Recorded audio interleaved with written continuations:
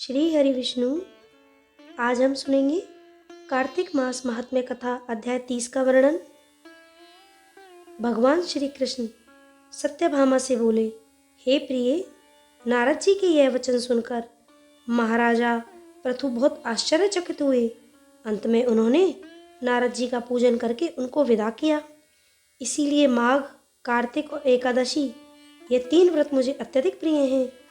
वनस्पतियों में तुलसी, महीनों में कार्तिक, तिथियों में एकादशी और क्षेत्रों में प्रयाग मुझे बहुत प्रिय हैं।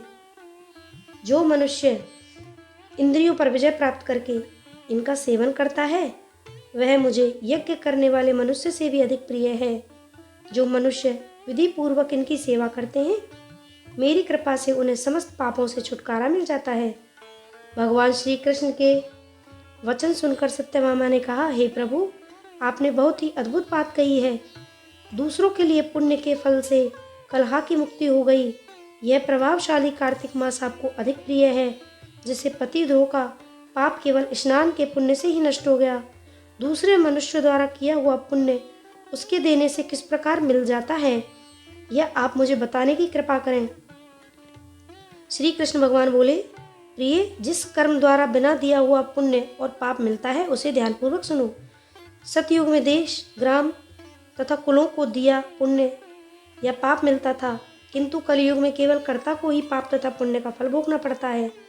संसर्ग न करने पर भी वह व्यवस्था की गई है, और संसर्ग से पाप व पुण्य दूसरों को मिलते हैं, उसकी व्यवस्था भी सुनो। पढ़ाना, यज्ञ कराना और एक साथ भोजन करने से पाप पुण्य का आधा फल मिलता है। एक आसन पर बैठने तथा सवारी पर चढ़ने से, श्वास के आने जाने से पुण्य व पाप का चौथा भाग जीव मात्र को मिलता है।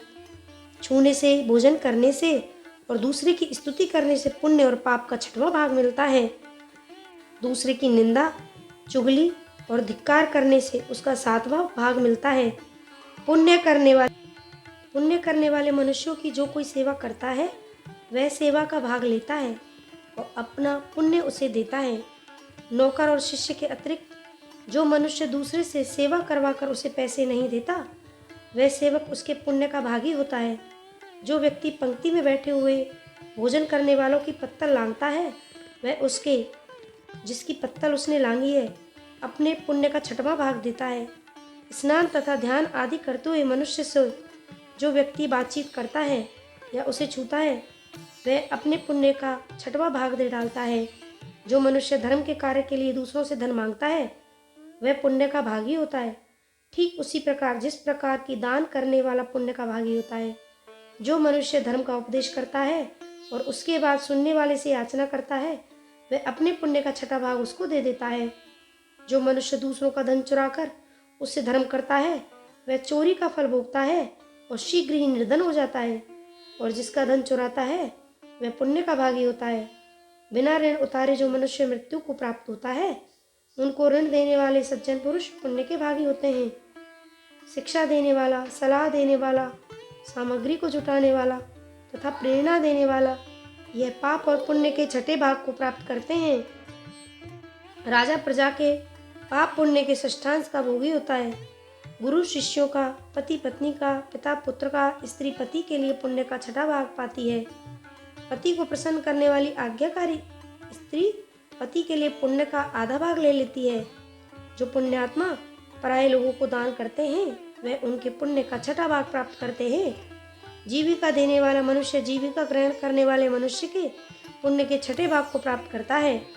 इस प्रकार दूसरों के लिए पुण्य अथवा पाप बिना दिए भी दूसरों को मिल सकते हैं, किंतु यह नियम जो कि मैंने बतलाए हैं ये कलयुग में लागू नहीं होते।